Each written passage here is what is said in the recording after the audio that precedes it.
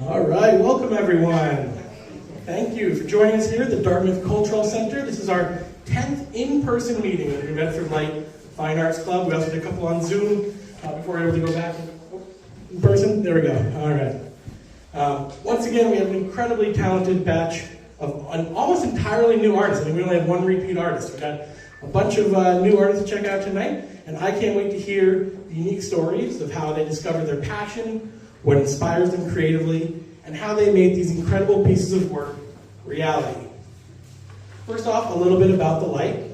We are a free, non-profit, non-partisan online news outlet, and we are dedicated to informing readers about important issues in Greater New Bedford. When we're not tracking down landlords for stories on rising rents, uncovering what led to the demise of the Star Store, I know it's personal to a few folks probably in this room, putting in public records requests about police misconduct, or shedding light on the inner workings of the waterfront, we strive to celebrate the cultural richness that makes this area such a special place. And that's what brings us here to the Fine Arts Club. We were inspired by the Detroit Fine Arts Breakfast Club, which Ron brought to our attention. And if anyone's curious about the origin story here, you can check with Ron afterwards. We offer a place for artists to gather, share their experiences, give us a peek into their process, and of course, sell some art. Everything you see tonight is for sale. That means you can take home anything that stirs your spirit, just talk to the artists after the presentations, or use the contact information in your programs. And I will note real quickly, unfortunately, a few of the names got separated from where the art is. So a few times, there'll be a name on the bottom of a page, and it's actually the art at the top of the next page that it belongs to. So unfortunately, our page breaks get a little skew there. So. And afterwards, we hope you stick around for the afterglow, which is your chance to talk to the artist one-on-one. Now let me welcome our hosts, who are both talented artists in their own rights. Scott Bishop is a musician, songwriter, and sound sculptor, creating music under the name Scapegoat. His latest release is Basement Scapes Volume 1, a set of 9 sonic landscapes. He also curates 2 ongoing music series, the Seaport Sessions for AHA New Bedford, and Unexpected Music. In addition to his music work, Scott hosts and moderates the Co-Creative Sessions and is a contributor to the In Focus podcast for the Artist Index. He has a BA in illustration from the Savannah College of Art and Design. Scott, over here.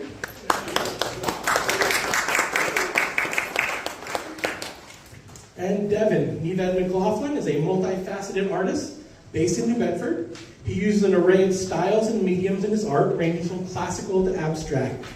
Native to South Coast New England, he finds an endless source of inspiration in the surrounding mix of post-industrial cities, rural landscapes, and the Atlantic. Neved's passions lie in connecting and developing creative communities and cultivating an appreciation for the arts. He is frequently involved in teaching painting workshops and educating individuals through schools, museums, and private instruction. All right, here's Neved.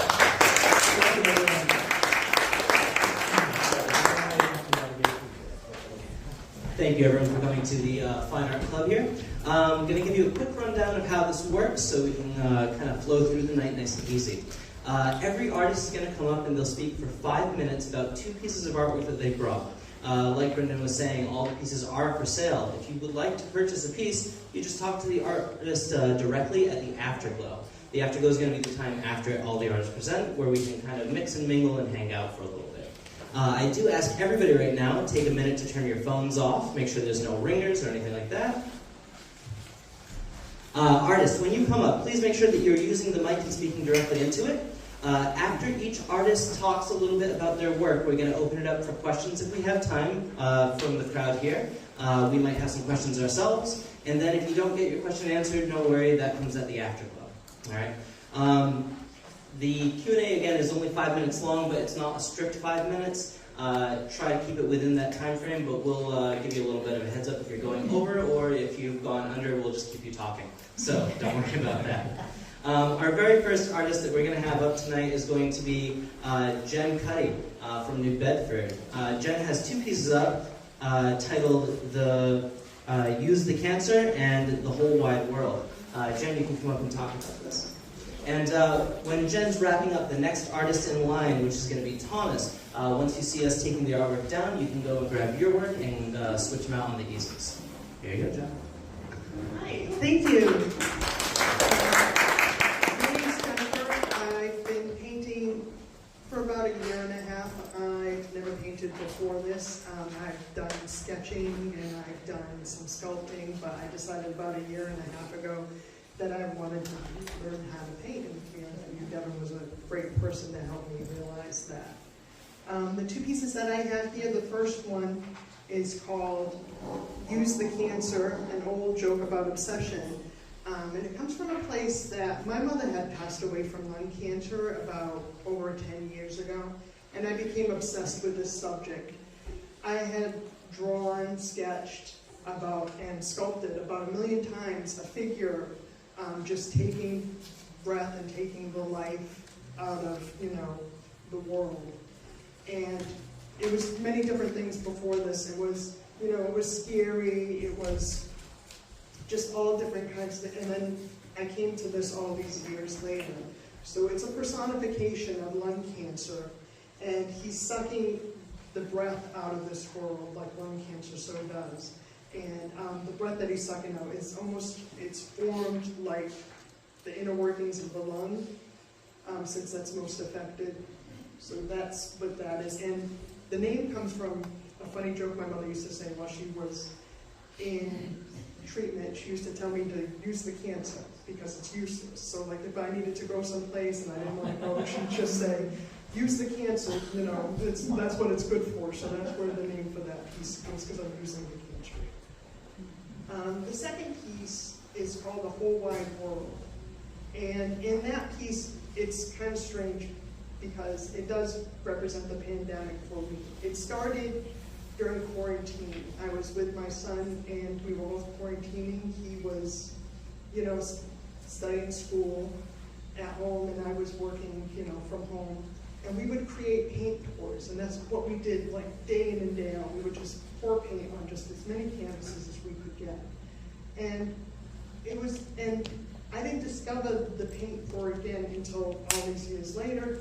I was looking for a canvas just to reuse, and I saw it, and it just brought me back to how small, even with all the terrible things that were going on, how small the world was and how beautiful it was that we were together.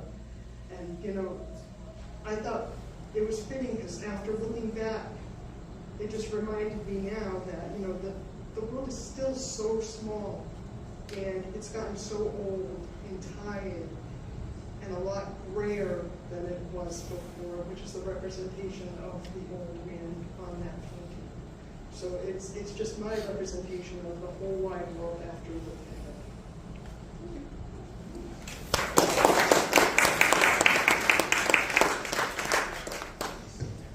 So now we're going to open it up for questions. So if anybody has any particular questions about these pieces or anything that they want to talk about or delve into a little bit more, just raise your hand. We'll bring the mic over to you so that you can be heard.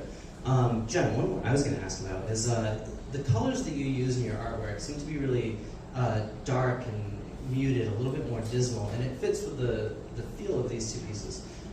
Is a lot of your other work like that, or do you gravitate towards these colors for a particular reason? I tend to do dark work like this. When I'm working with figures, I like to have the grays and the blacks. I just think it brings a lot of humanity pieces. That's unseen when you have everybody just in full color, because you can see every, you see every wrinkle and every bend, with the gray and black. But most of my pieces are this type of subject matter, to be honest.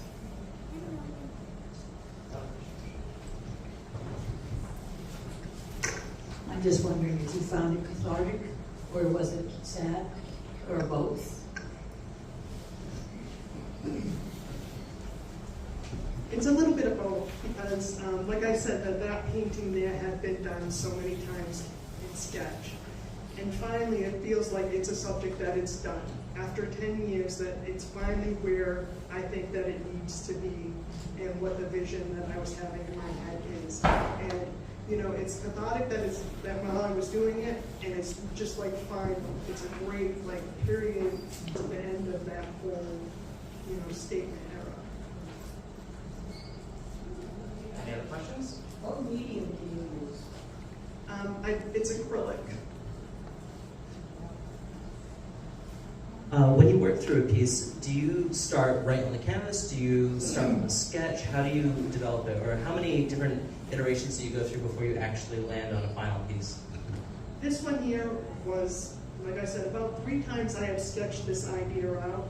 And then on the canvas itself, I think I had done it 3 times too. I had started it, didn't like it, just completely painted over the whole canvas and then did it again. That piece there, the second piece, that was a 1 attempt thing. I didn't sketch it out or anything. I had just found the canvas and was inspired to paint the whole thing on the canvas. So was this old man someone you know? No. I tend to be drawn to older figures just because, like, you can see, their whole life on their face. And I had just been looking at pictures, and I was just drawn to just a generic picture of that gentleman. Jen, thank you so very much.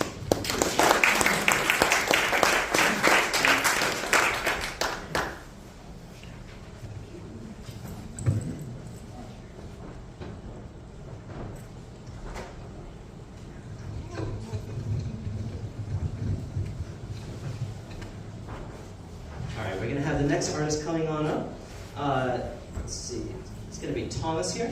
Thomas Leverett is from Westport. We're going to switch out the artwork now, so Thomas, if you can bring your pieces up. Wonderful. And Thomas's pieces here are going to be Whirlwind and Sail Day. Most beautiful pieces.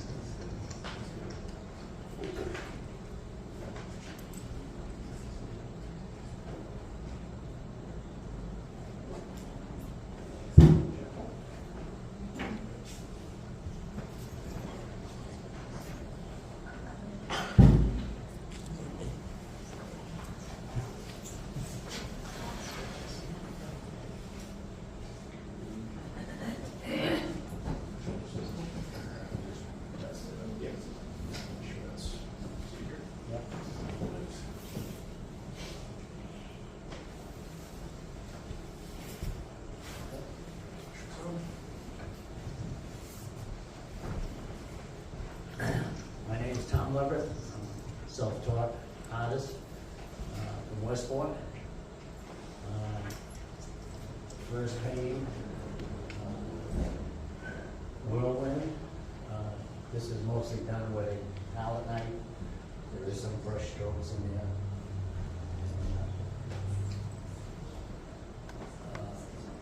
When you're figuring your composition and color and focal point, it's good to think about the texture.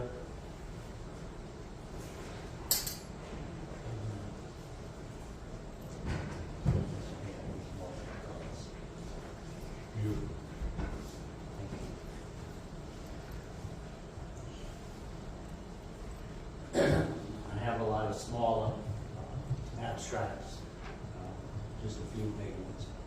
You can find me on Facebook, T. Leverett Art. Learning was through Jill's classes here, Friday classes. We do what, Thursdays now? Abstract? On Fridays. Yeah. It depends on the student's schedule, not mine. No. I have another one. I like doing plein air paintings, but this one was actually done in the studio. Paid in air and powder. And I've changed the style a little bit.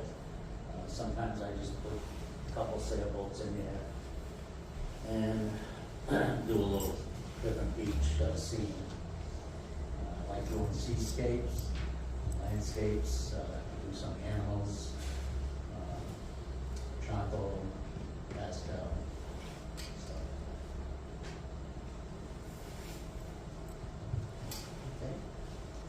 Do we have any questions for Thomas? Tom, explain like how you got started. You said that you were self-trained. But how long have you been painting, and how did you get interested in painting, and so forth? Elaborate a little bit Probably. more. I've worked in the precious metals industry for 43 years. And once I retired, I took 3 years of classes and passed out and started learning different things. And Where did you take classes at? I took classes in Fall River, Allen Ivinson, Rock Street, Tuesdays and Thursdays for 3 years. And I've taken classes, Sport Art Group, Dartmouth Cultural Center. So I like signing up when I'm feeling good. And, so I had a heart attack in May, so I'm getting back to things I like to do. Yeah. You mentioned you painted that one in studio. I'm right next to the camera, so we're right. My Did you take a photograph, or is it just off of memory, or kind of what do you have any source material? I guess when you I actually used a send little them. bit from a photograph, and I probably added a couple things. Thank you. But setting up plenty of painting, you have the ever-changing clouds and lighting and all that, so it's a challenge.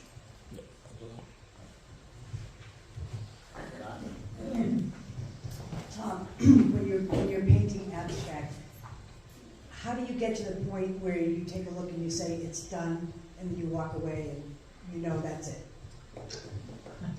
Well, sometimes I have a problem with that, and I can overdo it. Overpaint, you can go back and change it. Texture, you can do so much to the painting with the texture. You can bring it, painting to life. You're looking at composition, color, and focal point. You can work the texture into that. You can use many things to create your texture. Bubble wrap, cardboard, just about anything. Thomas, what goes into deciding I'm going to do an abstract today versus plein air? Well, Hey, Tom, we're about okay.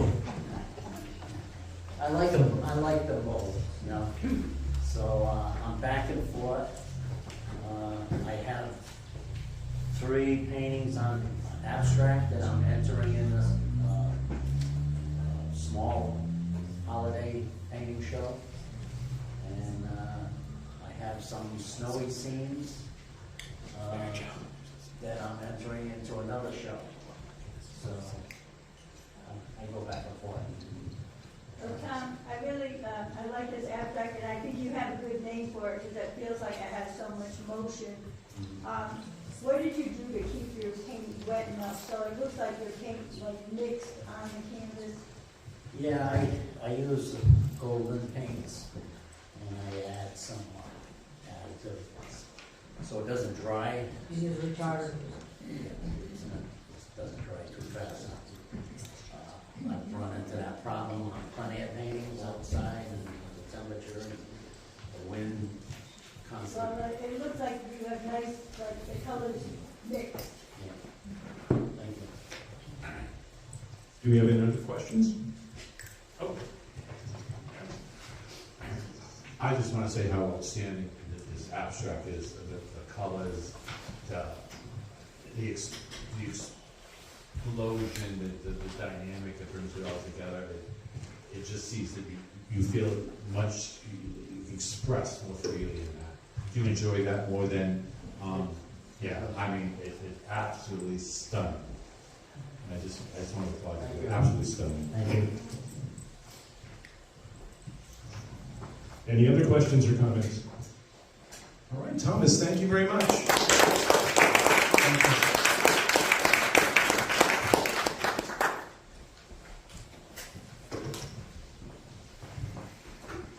Just have a quick changeover. Our next artist is Isiah Botelho from New Bedford. 2 pieces. Bowser's 6 by 6 inches, a traditional colored pencil drawing, and What We Draw in the Shadows, a collection of 5 sketch cards. Each is valued $250. And I'm going to hand the mic over to Isiah.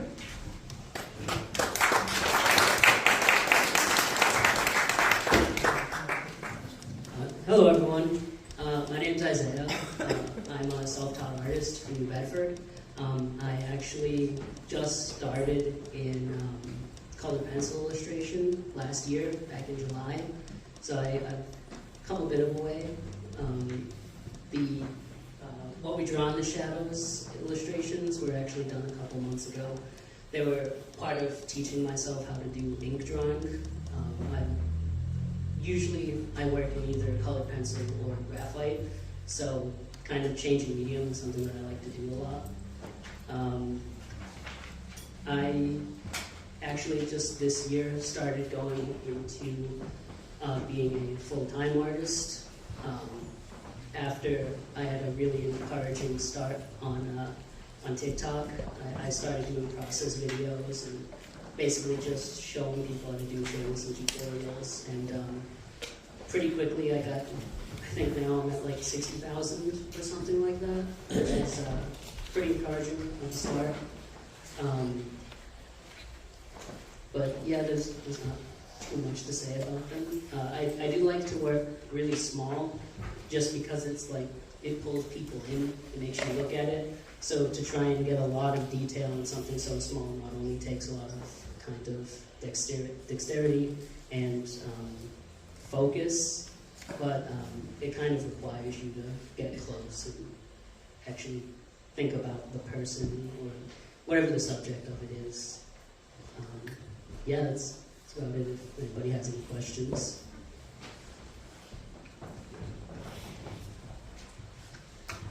Do you use models for some of yours or photos, or is it from your head?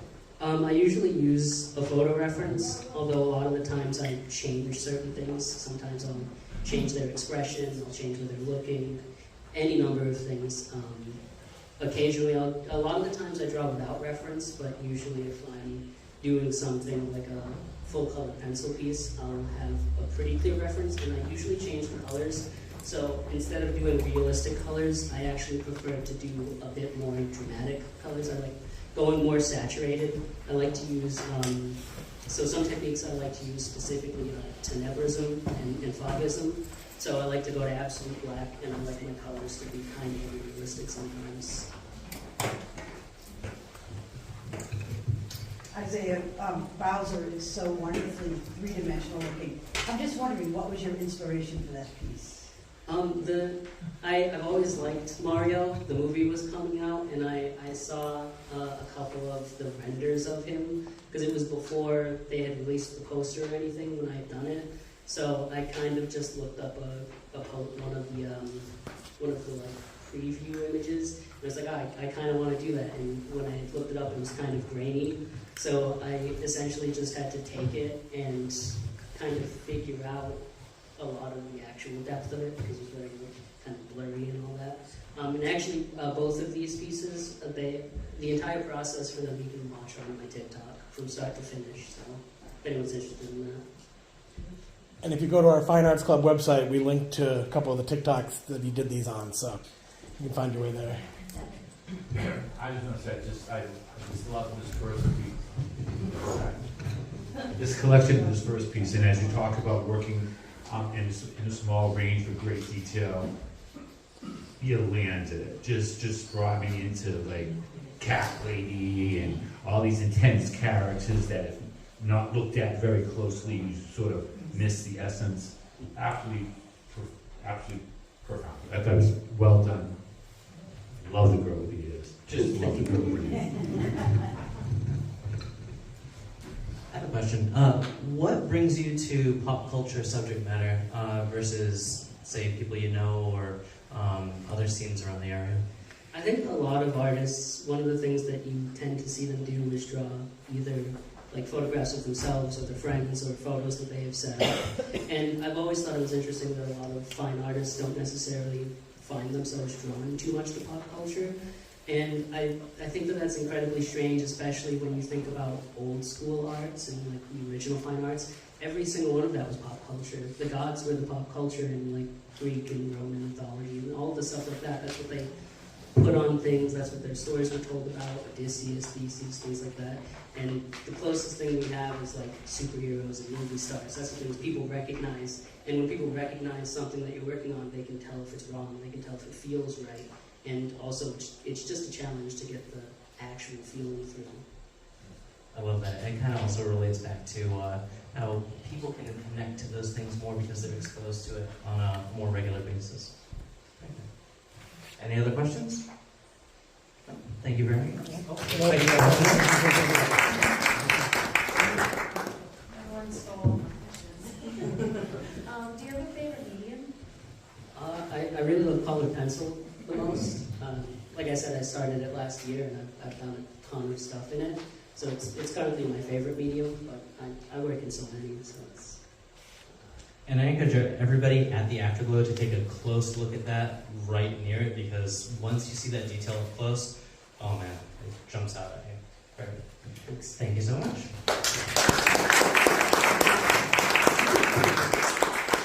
All right, we're going to do a quick art change now. Our next artist is going to be Michael T. Morris from Dartmouth. The two pieces that Michael's going to be bringing are called Whitewashed and The Local.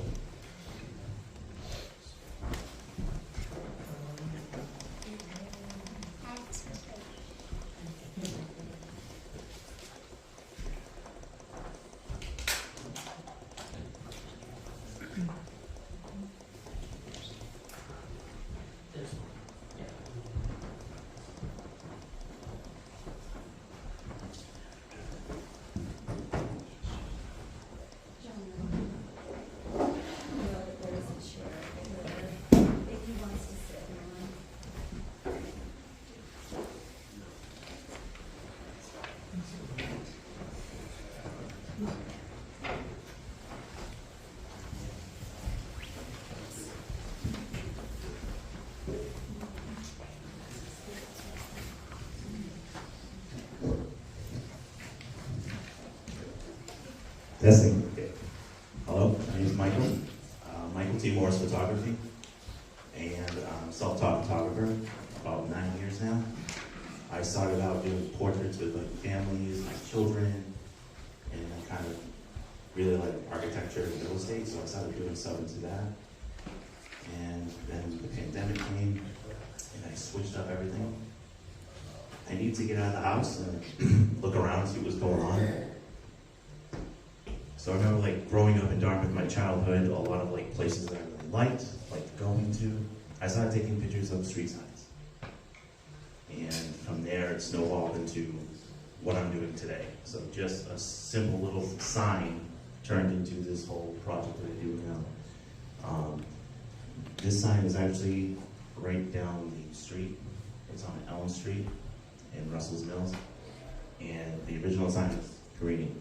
It's completely beat. I mean, it's rusted, it's really, really, really bad. So when I take photos, I usually will take 6, and I'll make like a panoramic image with it. You know, just layer it and layer it and layer it, so it's super fine detail and super sharp. So even though this is a photograph, this was not created in Illustrator, this is authentic, one of a kind, true of what the actual sign looks like, just minus all the dings and the rust. So the sign actually being green, I didn't like the green. I didn't know it would go with decor. And since this sign has now changed my whole entire photography. So now I just do completely neutral. I do muted, like modern coastal prints. And so I took this sign and I changed everything took the green out, made it gray. And if you go in here, you can actually see, like, you know, because this was handmade, so we removed the vinyl, like, all that stuff's inside there. So when I made this, I made it to the gray, so now it just goes along with anyone's decor that's neutral. And it's definitely one of my best sellers for this, the street sign series. But it's appropriately the local. Everybody knows it. Everybody from you grew up in this area, you would know where this sign is. But that's a quick little view of the local. This is my number 2 seller. This one's whitewash. I'm always out in the morning, take my kids around to school, and never have my camera with me, ever. I mean, there's like a perfect, it's something that's really nice. I never have my camera with me, ever. But this particular day I did. The water was super calm, and this is taken right down on Water Street. You can essentially walk right down there, and this is where I took it. So I got out really quick. Like I said, I probably took about 600 photos. Like I just went really, really quick everywhere. And this one image right here is actually probably 6 images that I merged into one. The reason why I did that is because, like, if I'm looking at you, like peripheral vision, this is blur, this is blur. I like my work to be big, like 40 by 60 or over. Like, I like work to be big. So when you want to see something, you know, it has to be clear, it has to be sharp. So when I do that, those middle sections now become the whole image. So the whole image is clear. The whole image is completely visible now. Now you don't get soft areas, so everything's there. And the only problem with this photo was when I brought him home, fog is gray. So I just started just bumping up the exposure maybe just a little bit, and it started getting white. And I was like, oh, I like that. Like, I really like that white. So I started just bumping it up a little bit more, getting a little bit white. And then I noticed I had all these like colors blending into, I had greens, I had purples, I had blues, all these problems. So then I had to completely just wipe this clean. And a lot of my photography, I will do like colorization, so I'll take the black and white and make the flag pop. So I learned a lot from that. Every single color you see in here, I had to manually place back in. So I handpicked the colors so they were neutral. So you'll see the blacks, the blues, the browns, and the whites and the grays. Everything else has been removed. Even down to the mask, I had to zoom in, the rigging, everything you see here was hand painted in Photoshop, but down to the pixel, like I was pixelated. But it's all the colors that I need to be neutral. So from, you know, this little image right here, that's a green sign, that's gray, turned all my work into complete, like, neutral and muted tones. So now the browns go, greens, everything, blues, airy whites. So this is the local. I mean, this is whitewash. It was taken right down there on Water Street, just by looking up at the camera and lining it up. And I finally got the shot that I drove by like countless of times. So this is my second bestseller, and this is the local, my first bestseller. Thank you.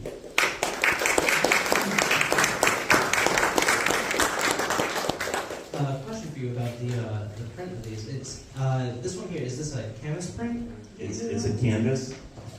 And it's traded frame. It looks like. And it's framed. Yeah, it's in a flow frame, so it's a canvas, and it actually has the. You can put it in a brace, you know. So these things are just great because when you have glass, obviously it's expensive. It's expensive. Like when I want to go big, my artwork is big. It's hard. It's heavy. This is literally you can just dust it or just take an air, just get all the dust, and that's it. You don't have to do anything. It's treated, so it's UV protected. It's going to save it from any kind of stains. Like who knows where to put it, but yeah. And your other one is a photo print, or is it? It's a canvas also, yeah. I just noticed that canvas really works, and it's easy, and it's super light, and like if you want something with glass, it's heavy, and it's a lot to clean. And so, are you saying that, do you send it out to a company that prints it for you? And Yes. they put a varnish of some sort on it? Yep. And All you my say work. UV protected, Yeah. so it's as if it had glass on it. All my work is outsourced to one of the best print labs in the United States. So I never have a problem. Like this is white. And there's, you know, when you work with stuff, you get what we call like artifacts, where you would see like halos. You know, this is a good print lab. And when I want to go big, the bigger you get, the more problems that you see.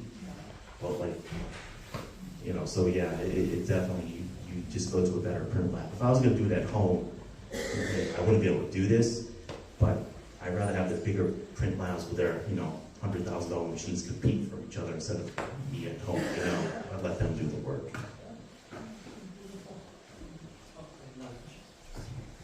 I don't really much past the video. Do you use 35 millimeter or do you format? I'm completely DSLR, I'm digital.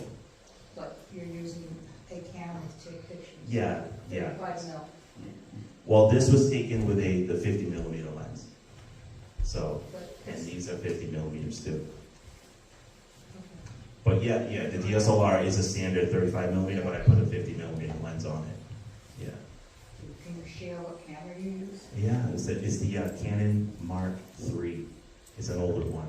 It's like probably from like 2010 or something. Yeah, full frame. And it's a little bit older, but it's still obviously, it works well. Especially, if you get some really, people always want to get like newer things, newer cameras. If you get a camera and you just get a nice lens, that lens is just going to make you fall in love with the camera all over again. It's a simple thing. Just getting that.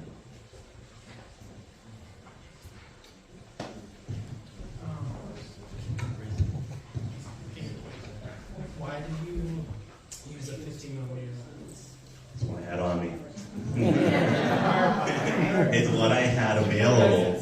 But I like it. It's a nifty 50, and it's great. Like my favorite is the 70 to 200. I didn't have it, but it's still, like I said, when you take like 6 shots and merge it into one, like you can come in here and you can see the detail. Like it's there, which is really, really good. But the 50 worked, and being on Water Street, I didn't have to like zoom in. It was there, So it was nice to have my actual camera with me, and it had the 50. But that's mainly my go-to is the 50. I like it. It's a good versatile lens.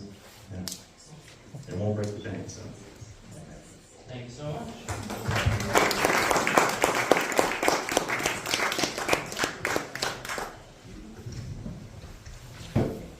Just have a quick changeover, and our next artist is Bergen.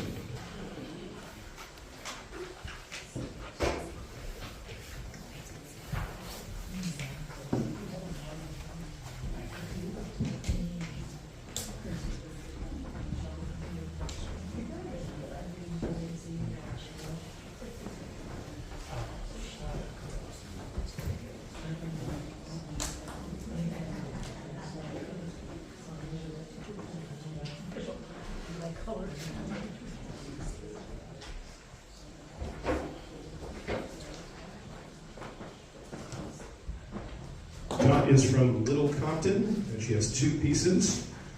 Right here we have Close Encounters, 21.5 by 17.5 inches. Explores the ideas of encroachment and how a specific fingerprint of existence might look when boundaries collapse. That's at $795. And then Beach Patrol on the other side, 12.5 by 15.5 inches. Combining handwork with tooled work on textiles encapsulated in wax for $295. And here is Dot.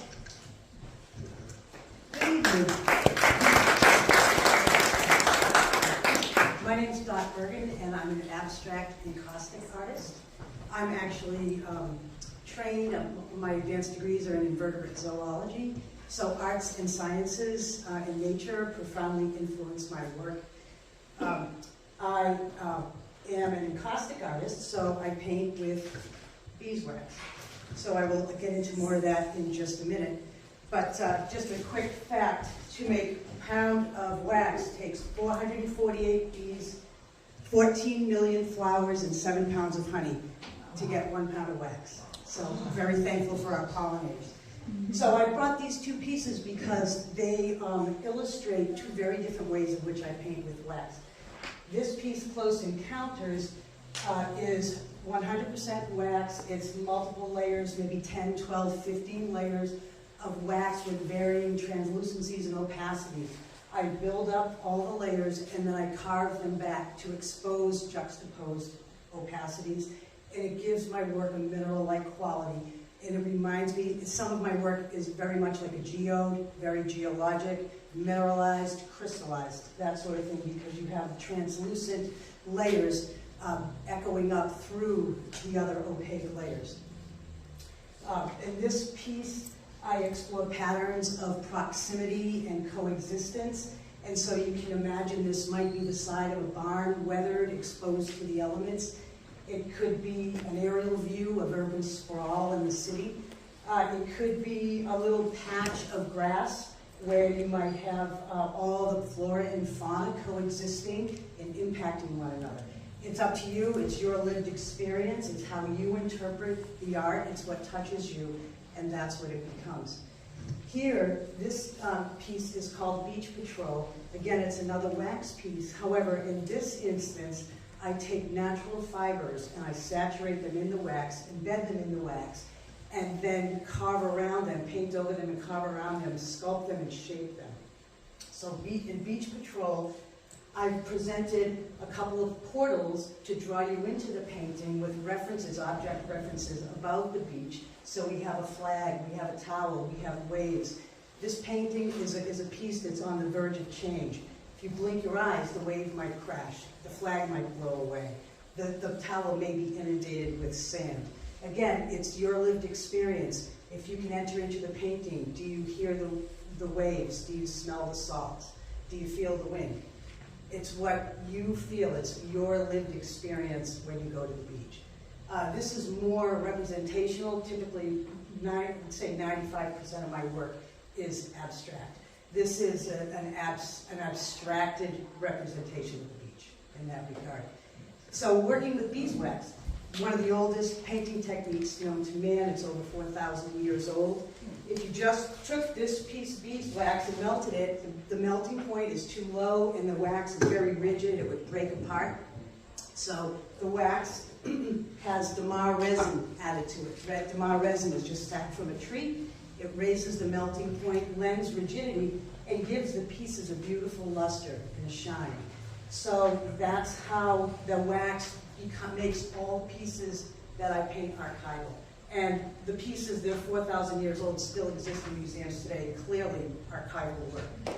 So that's it. If you have any questions about the technique or about the pieces, I'm happy to answer. I have a question. How did you stumble upon painting with wax? Okay, good question. So I started out as a fiber artist, and I was collaging fabric. And I had this heat-activated adhesive that I was very unhappy with, and in one of the art groups I belonged to, they said, go see this woman, she teaches encaustic. And I said, what the heck is that? And she said, well, she paints with wax. It was a great adhesive. So I went and I took a workshop with her, and I thought, wow, this is a really great adhesive, but it's so much more. And I never looked back, and I never went back to collaging fabric until 6 months ago when I came full circle. But before then, I just loved the texture, the luminosity. It's so tactile that I just decided I would just strictly paint with wax. So for the first few years, that's all I did.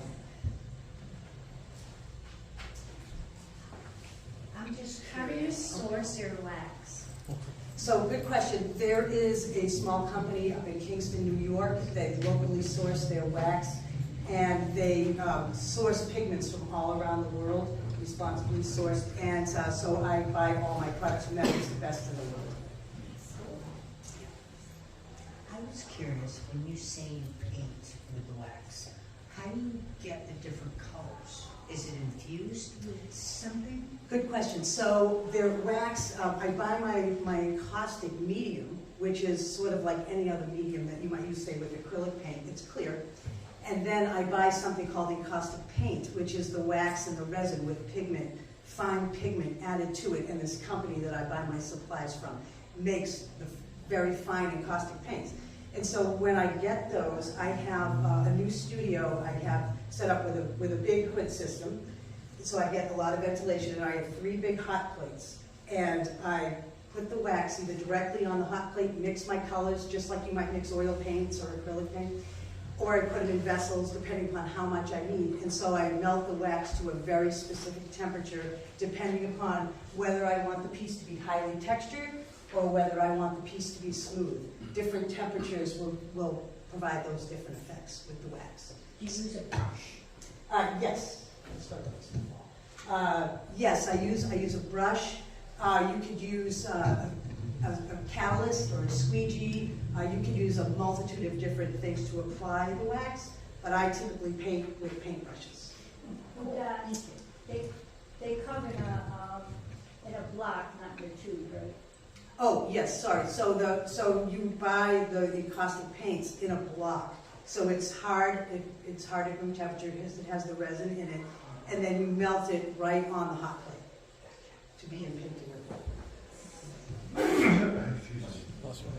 Question about not necessarily the work itself, but when you apply it, you said you worked on layers with that one. When you work in layers, do you work with a full palette of colors, or do you do just one color, do the whole color, and then build up from there? Good question. It really depends on the piece. So typically when I'm painting, I might have 10 different colors in vessels on my hot plate that I'm constantly painting into the piece. So in other words, each layer is not one single color. So I'm placing the different colors in different areas in the layers, depending upon the effect that I want to get and the texture that I might want to get. So do you heat it up again when you're taking wax off? Yes, sometimes I do. So I have a set of carving tools that ranges from a big carver that's about 5 inches long down to dental tools. And so depending upon how much wax, like initially I will remove larger layers of wax. I will gently heat it with a heat gun or with a torch, and then I'll start removing larger areas, but then at some point I'll get down to where I'm removing microscopic bits of wax in certain areas to get a real specificity for the exposure that I want. And those dental tools are literally that big on the edge, so yeah.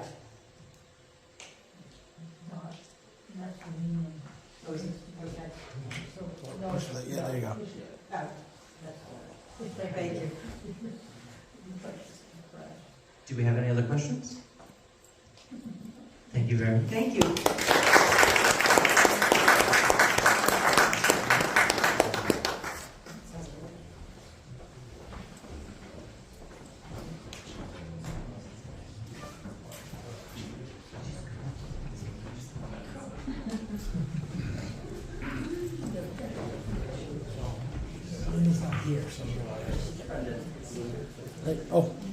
Who's that? Guys, when? Well, January. Yeah. Remember, Linda's not here. Yeah.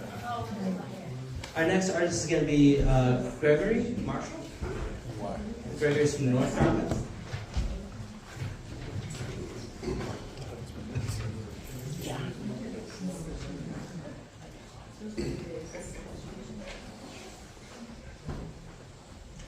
Gregoire has two larger pieces coming in here. I just want to remind everybody that in the brochures, you're going to be able to have all of the artists' social media accounts as well as their email. And all of the artwork is going to be posted on the New Bedford Light website, so you can definitely check that out. And the two pieces that he's bringing in here are going to be the Tower of Babel and Connections.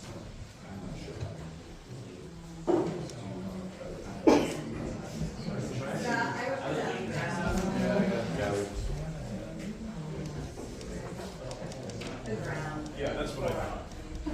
Yeah.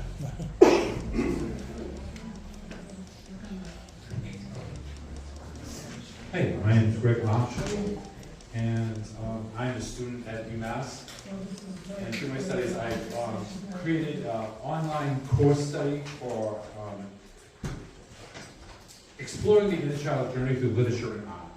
And in spirit with my professors, I could, if you just want to just pass this around, it's a general narrative of both pieces, and I'll follow along with you. So, basically my process with creating art is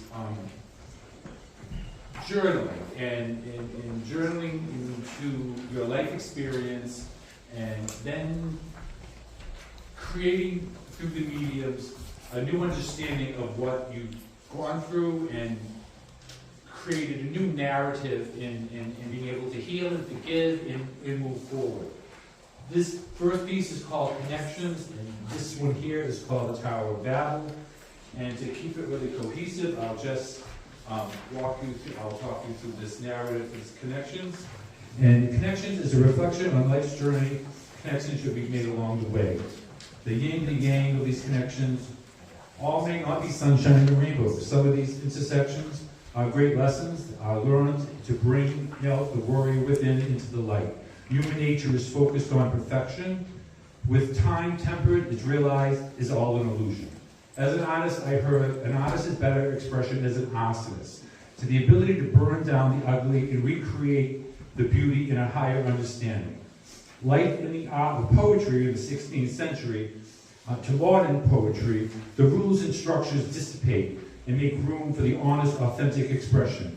As in history, the delusions of wars won and gains are written in slam.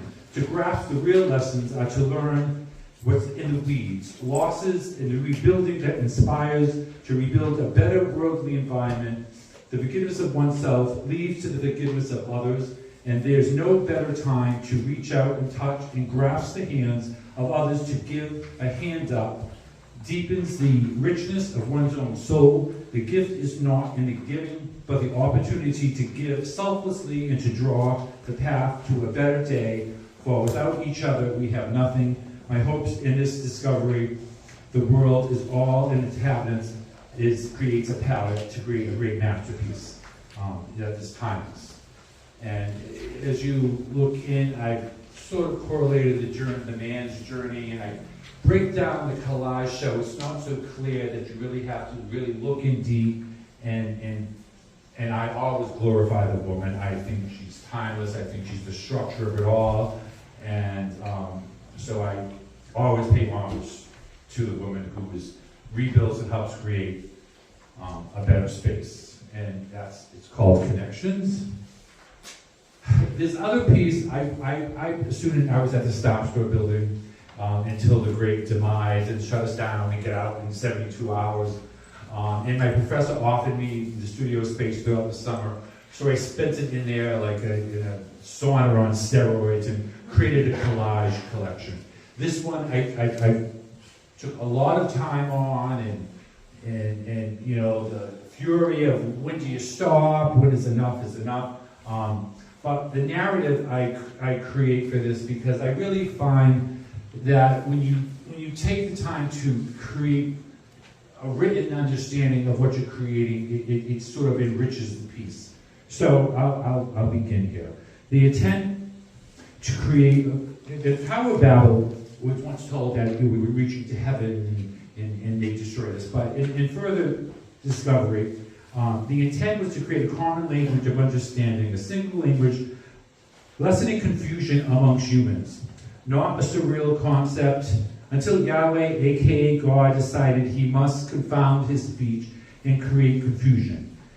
At this time, Yahweh considers created in man a form of making the masculine. Later, forward scholars considered him genderless.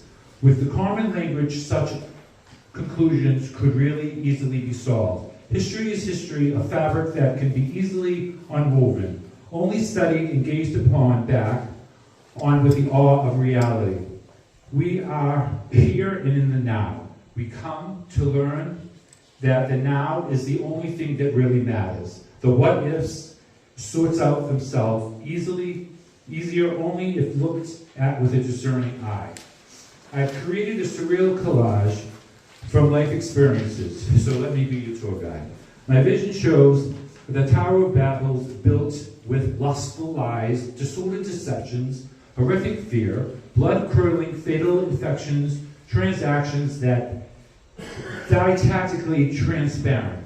From the ascending angel rising to be loved, bookend by Saint Sebastian, murdered for his homosexuality, President Lincoln and Washington embraced centuries apart. Let's call this a surrealistic embrace. To the headlines of him being shot and killed and murdered. Walt Whitman writes in tribute to this man, and code lonely for a liberated government, longing for liberated government. Next floating images are Dante's earthly pleasures. Dante's tours through the circles of hell with the poet Virgil to his tour guides as voyeurs. which I have, if you notice, reversed them for a tug for integrity. Dead center is the diamond dripping blood, the hottest mineral on this earth, dripping in blood, but whose blood is it? A lottery of sorts, who sheds this blood, who is the sacrifice to please this God, Yahweh. Man, I looked into the hypnotic eyes of the Dracula's monster, the literary gift that describes a homosexual male, caressed by God's fallen angels, enticing, sexual alluring, lusted for the bad boys who always are, burdened by an image of time capsule. When looked at closely, is a female figure who in time is running out into the creation of man's red sand, supported in close contrast with the blood-dripping diamond, the hottest mineral in this world. Up further, we travel to the sinuous black angels that support Dracula's castle. This mighty sky reaching so maze-like, be it the labyrinth that encaged the Minotaur. Now we take an even closer look, and you will see the image of a lonely man waiting to enter this moonlight Oz. So tiny, undescriptive, renders himself anonymous. The tour stops here, hoping to leave you with a new perspective. Speaking only for myself, I can admit that this allure is intoxicating, depths is difficult to escape. Maybe escaping it isn't the answer. My dreamscape of the conscious to the subconscious. So this is my journey to this creation, and the thought process goes beyond all the mediums that I would use. My online courses introduce each medium, starting with the remedial charcoal and then cooling it off with the gesso. And when charcoal it went from some point very difficult to get, we created Conte, and then from there we went on to pastels and to oil painting, and then to raise off the page into sculpture. My artist that inspired me would be Lydia Barrow, who is a woman who takes things that are destroyed and builds up great beauty. Tara Donovan, who takes simple items to create greatness when done in multitudes. And Cavaggio, of course, I think a man before his time. And with all those experiences and my time at UMass, this is what I put my artistic focus towards, and in creating a venue for people to realize that art is never needs to be as specific. Anything that makes a mark is art. So never to be intimidated by the process, and using your own words without any level of shame or gain, and remove stigma, and to bring out the enigma and the beauty that we all have within. And that's my story.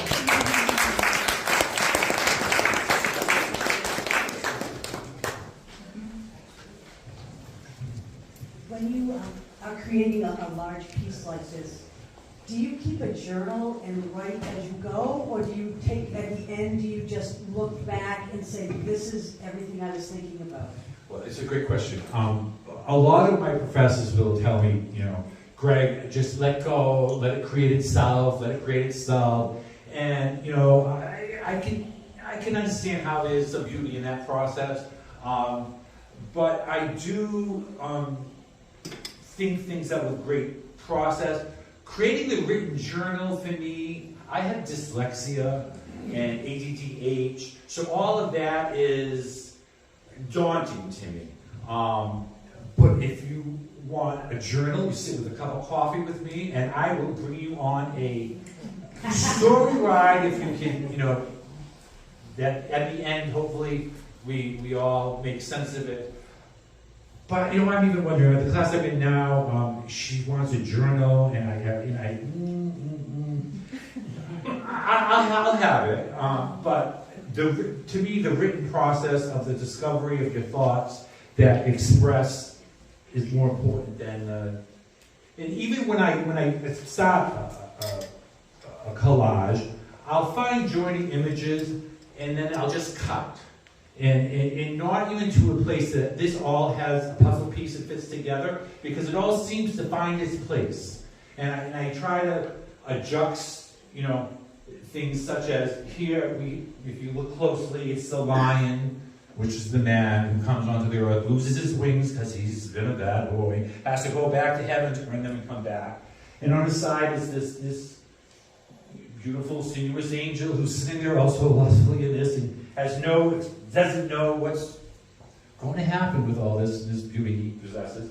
And as we circle around, we can find the beauty of the softness of a woman where this man's longing heart lays and always finds comfort within. She's up here, she's offering the heart, and I, even myself, we find him back here, here he is reaching up to find it. And there's a big disconnection because there's an expectation of things described by either religious or government structures that we are one thing, and anything beyond that thing becomes unaccepted or unordinary, but can stifle growth. And I just think that opening up all possibilities to forgiveness and understanding who we are without expectations that the world is just a better place. Thank you.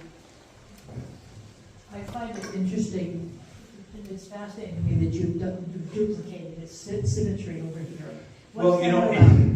I did, and when I was little, when I would draw, I'd always have to do the same thing to the next side, and so I kind of fell into that niche, and I began creating really young. I was in third grade, and my father out of steel metal gave me these little cutouts, and I made roses, and my mother would always say, you can give him anything, and he can make something beautiful out of it. And one of the artists I didn't mention it was Wojcinski. And he was a gentleman pre-epidemic, and he worked with sealed papers and created these great pieces, and was presented in a warehouse in New York, and then society sort of crushed it, but it was brought back, and he showed it in the Whitney in the end. So I love the whole arsonist concept, burn down what's hurt you and build it up, and present it in a much more beautiful form, and hopefully everything in the end needs not to be burnt and can find its place and stand in the structure to exist. Do we have any other questions? Go. Can you explain, so you have the collage, is that, what kind, is that canvas that you? I began on canvas and I with oils, and I went through this whole cloud process and getting a handle on that. But at the same time, Professor Fisher saw this niche in me with collage. So he says, focus on this, Greg, and I kind of did. But at the same time, I always have some sort of just making a pretty picture or I really like there to be a message in the picture. So in doing so, I took this angel image here. I repeated it, and real closely. Men want to be loved. I mean, they're looking to be loved, whether they're not. So as it is reaching up. And the history that I was taught that was never really taught to me, George Washington was a gay man, Lincoln was a gay man, and they had beautiful, strong women who held them up in beautiful lights. His murder was actually a theater boy who was a little upset at something that went, sort of shady. I don't know how government related it was. It could have just been an argument over a cocktail, let's just say. And this sort of, this lustful desires here, if you look at this, I dissected the piece, but there's Dante and Virgil. And as the story goes, Dante was looking for enlightenment from this Virgil, and they watched all this going on, but you can see here that this man, this red-headed man, is alluring to this other man. His grip to his back draws blood. There's pulling away, pulling in, because man's not accepted in that fashion. In 16th century, 17th century, Law 175, the first hangings were a hypocritical lamented gay man to another gay man. Now, how do you find apology for that? Well, man, you gotta rewrite, what you put into place. And yet, women were set to be objectified and dance in lilies in the fields and be all of that, and because they were shh. And if you broke the code of the club, you're out, And so just sort of kind of expressing that more and making that clearer to people who really haven't understood that. When I was told about, Dracula, Bram Stoker, that was a sordid love affair between Walt Whitman and this triangle thing, and that monster is the name given to a homosexual male and code, So just to break the code of what has been structured to be taught to you in a way that leaves out a lot of realities that are there. And I think understanding those realities create a better space. So can you tell us a little bit why you decided to go back to school? I apologize? To go back to school? You're going to UMass? Well, my beautiful daughter, who's front row here, she finished college, and she was my main focus. She was a gift to me. She's what makes his heart goes pitter-patter to this day. You love, you learn, and letting go is one of the hardest pieces. But then I had time to focus, and I find, even being in the classroom with the younger students, my professors always told me, Greg, talk last. Shh. And I did this. They would come and say, once this guy talks, we don't know what to say. But, so I kind of, learned that. So this young environment, it's very interesting to watch. And even taking this poetry class right now amongst these modern poetry and women that right now, one I just read, she was a black woman that went through, she married a gay man, divorced. She watched how, brutally the blacks were treated. And through her life and her story, she created there's a greatness, there's a dichotomy, there's a Tina Turner. What's love got to do with it, right? What's love really got to do with it? That's a four-letter word, and there's lots of those, right? It goes beyond that. It's finding meaning and reason to every experience you have, and then stepping back and looking at that with clearer eyes. And those people that really pulled you down, you can go shake their hand and say, you gave me guns here, and I can now speak in a less, in a more informed fashion, rather than coming from a perception that's lacking knowledge. Ignoring the word, I don't want to face this in a second. I just want to comment on that, the answer. Because I also was a senior citizen painting major at UMass for 9 years. And he's an almost senior citizen. I try not to be, Anyway, it's about lifelong learning. It's about growth. It's about recharging the batteries that you've drained. It's about all that stuff. Well, I'll tell you, it's fun. I don't know if you met Stacey Savage. Oh, yeah. I've created pieces painstakingly and smashed them. And she says that's okay. And I have kind of smashed them. I have this man in my life for 26 years, and I think any relationship, especially in a same-sex relationship, is worth an Academy Award. And I go out of my way to make points, and I created this.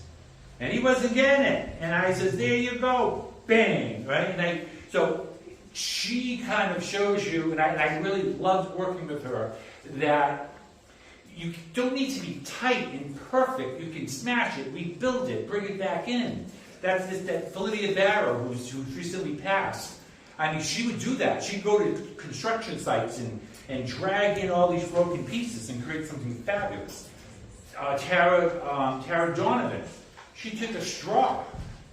I did a thing on Lilith, with straws, for days and days and days on end. And the story of Lilith is just For fun. We're going over time.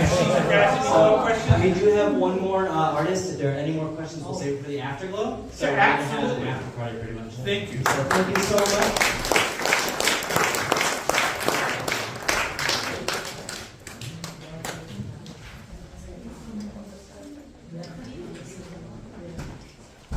All right, our next artist is going to be Donald Fruci from Dartmouth. Donald has two pieces for us, August and Sea Change. Both of them are 30 by 40 and they're $400 each. Looks to be both abstracts. They're prints on canvas, a limited run of 10 of these each. So, I'm just going to do a quick art change.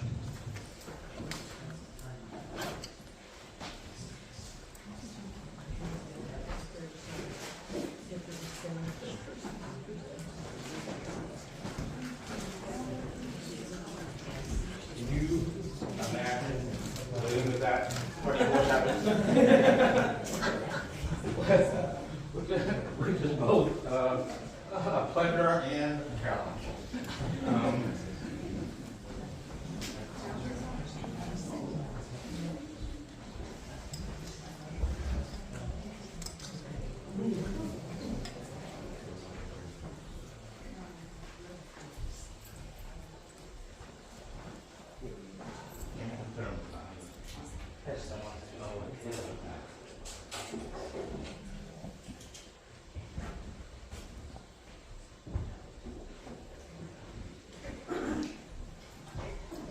I don't know. Do I need a microphone or can people hear me? They record it. So You do it. Yeah. Usually people don't have trouble hearing. Yeah, it's just because it records better than that when they do it online. So good evening. I want to thank the Bedford Light. I want to thank the Bedford Light and its sponsors and everyone else behind the scenes for allowing us to be here tonight. I am both humbled and honored to be part of the evening. I would also like to thank the members of the audience for your support of the Light and of local artists. Please remember that without the Light, we would have less access to locally relevant news that makes us think. I think it's a very important contribution to the community.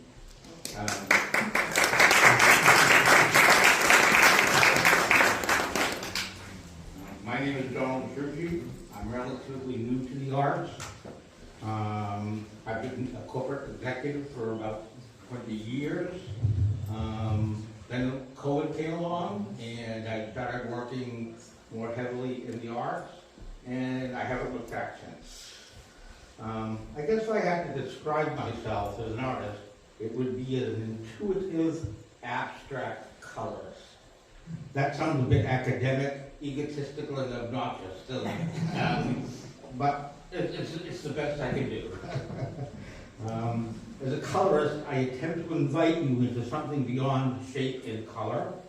Rather, I attempt to invite you inward, towards something beyond the surface, deep within the painting and within ourselves. The interpretation is yours. I don't know if you've noticed this lately, but there's been a trend in the art world for large canvases. Seems to be very popular. The trouble, I can rephrase that, one of the things about large canvases are they're more expensive. So I decided to try an experiment where I would take my paintings and make prints of them in an effort to make large canvases of unique material available to the public at a more reasonable cost, so to speak. So this is not kind of new to me. These are both paintings that I did. They're done acrylic, on acrylics, but they have been transferred to canvas prints. And I am doing limited editions, no more than 10 of each. These two happen to be artist proofs. I should say that the artist proofs that I decided to say worthy of artist proofs, because there were a couple of them I threw away because they were just horrible. So in each, as I said, each print will be limited to something like 10 pieces, and then after that, they'll never be duplicated again. The first print here is entitled August, which was originally done as acrylic on canvas, and you can even notice the texture of the actual canvas is still there, even though it's a print. And the title is a bit of a play on words. It was, first of all, it was done in August of 2023. It was to try to capture the colors of an early summer morning. And also it carries the implication of a gust, right? Something majestic, the suggestion of the gold of a crown. So I'm playing with words when I gave it that title. There's just something that have a little fun with it. The second piece is called Sea Change. And that original work was done acrylic on paper, not canvas. And in recent years, the term sea change has become to mean something that was a complete and radical change from anything that went before. But that's not really where the term started. Before I get to the history, though, we have to admit that we certainly are living during times of profound sea changes. But to be honest, I stole the title from Shakespeare's Tempest, which is where it first, I believe, was recorded. And it was from a song within that drama. It was, "Full fathom 5 thy father lies, on of his bones a coral made, those are pearls that were his eyes, nothing of him that doth fade, but doth suffer a sea change into something rich and strange." And I think that is what I'm trying to capture there, that sense of change, capturing the moment of change. I think that's about all I have to say, unless there are questions. Do we have questions from the room? How big were the originals? Actually, they were the size. Oh, okay. They were the size. I thought you made them much smaller and blew them up. No. They were actually the size. That one was done on a large piece of arches, watercolor paper, the original. I tend to like paper. The only thing I miss about it is I like the decal edges on the paper, the ripped edges, and when I with this, of course, those disappear. What is the application process for these? Help me understand. So, how do you like to lay down the paints? Like, what are the tools that you specifically like to use? So it looks like there are two very different pieces for each side. It looks like you could have used cloth potentially to lay down those streaks, and then that one looks more frenetic. First of all, I hate waste. So every painting starts with what's ever on my palette from the previous painting. So I don't know what it's going to turn out like until I get into it.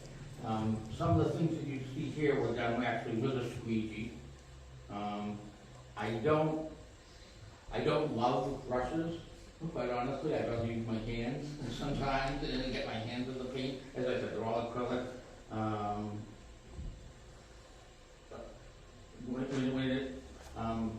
I don't believe I used the brush at all.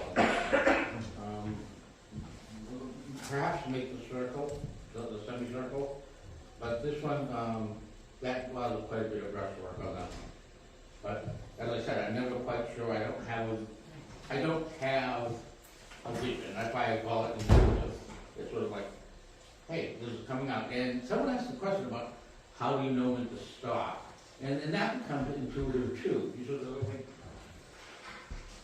if I do one more thing to this, it's going to make it muddy or distract the viewer. So that's when I stop. Sometimes I'll put a canvas into a closet or in a different room for a while to let it sit unfinished until I I get inspired again. Because as I said, I don't like to waste paint, so I will start a new painting with whatever on my palette, and that might go into a folding pattern until I get a chance to attack it again. When you start a piece, you start with this intuitive process. At what point do you start to look at it and find meaning within your work? That's probably at the point when I think I'm done, if that makes sense. When I find the meaning that's like, oh yeah, that's saying something to me now, that's done. And I really have a subjective sort of view about the art that I try to create. You guys might disagree with it. Would I want to see that hanging in my room day after day? And if the answer to that is no, then I don't think I did a good job. But if I could say, yeah, I wouldn't mind waking up to that in the morning, then I think I was successful. Any other questions from the room? Thank you all very much.